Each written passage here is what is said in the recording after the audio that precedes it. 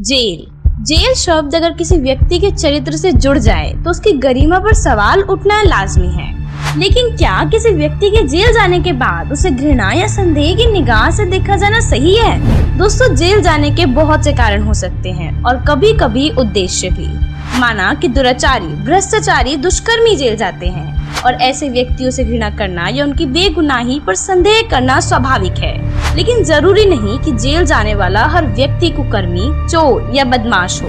कुछ लोग परमार्थ और समाज सुधार के उद्देश्य को पूरा करने के लिए भी जेल जैसी प्रताड़नाएं स्वीकार करते हैं। जहां एक तरफ भगत सिंह, सुखदेव, राजगुरु जैसे देश प्रेमी हंसते हंसते फांसी चढ़ गए, तो वहीं दूसरी ओर महात्मा गांधी जैसे राष्ट्रपिता भी जेल का कष्ट सहकर परमार्थ में जेल जाने की मिसाल कायम कर गए। श्री कृष्ण जी का तो जन्म ही जेल में हुआ था, लेकिन फिर भी इंसान आज उन्हें भगवान मानकर पूजता है।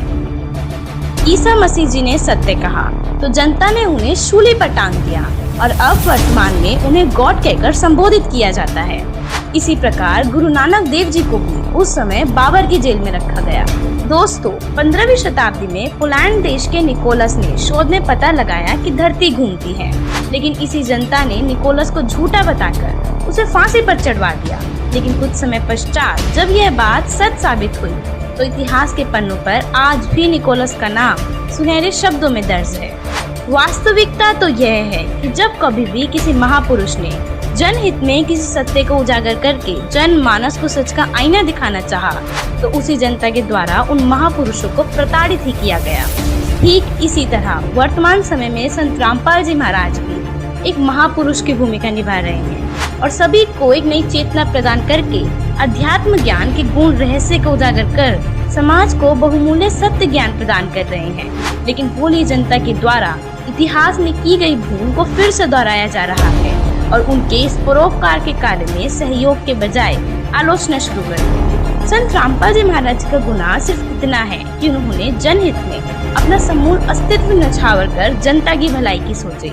उन्होंने घर परिवार में सक्षम होते हुए भी समाज को अपना संपूर्ण जीवन सौंप दिया और इस परोपकार के कार्य में समय अभाव के चलते इंजीनियर की नौकरी को भी त्याग कर मानव समाज को दुखों के चंगुल से छुड़ाने और घर घर तक सद्भक्ति का संदेश पहुंचाने की ठान ली। दोस्तों, संत रामपाल जी महाराज जी ने वह सद्भक्ति जनता को बताई जो अनादि काल में किसी भी ऋषि, मुनि, संत, महंतों को समझ में नहीं आई और न ही इस रहस्य को समझने या समझाने में वह सक्षम रहे, जिसके परिणाम स्वरूप अन्य नकली धर्मगुरुओं की अज्ञानता की सच्चाई समाज के सामने आने लगी, जिसे बुखलाकर वो सब संत रामपाल जी महाराज के खिलाफ साजिश रचने लगे।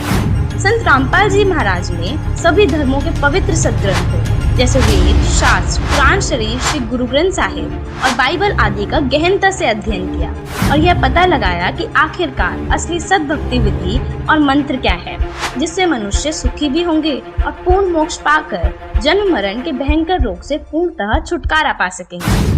यह रहस्य संत रामपाल जी महाराज के अतिरिक्त कोई नहीं जानता, जिस कारण वर्तमान के नकली संत, महंत, कथाकार, अज्ञानी धर्मगुरु, शंकराचार्य और अध्यात्म के नकली ठेकेदारों को अपना पतन प्रत्यक्ष दिखने लगा।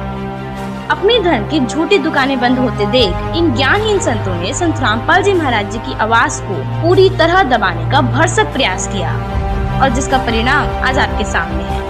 सतगुरु पृथ्वी पर संघर्ष करके समाज को सत ज्ञान से अवगत करवाने के लिए आते हैं और समाज उनको गालियां देते हैं, उनको जेल में डालते हैं। दोस्तों, इस वीडियो के माध्यम से हमारा आप सभी से अनुरोध है कि जो गलतियां हम पहले से करते आ रहे हैं उन्हें फिर से न दोहराएं। एक सभ्य और शिक्षित व्यक्ति होने का परिचय दें। आप जी सिर्फ एक बार संत रामपाल जी महाराज जी का सत्संग जरूर सुनकर देखें। हम दावा करते हैं आप अवश्य अपने दांतों तले उंगली दबाने को मजबूर हो जाएंगे। धन्यवाद।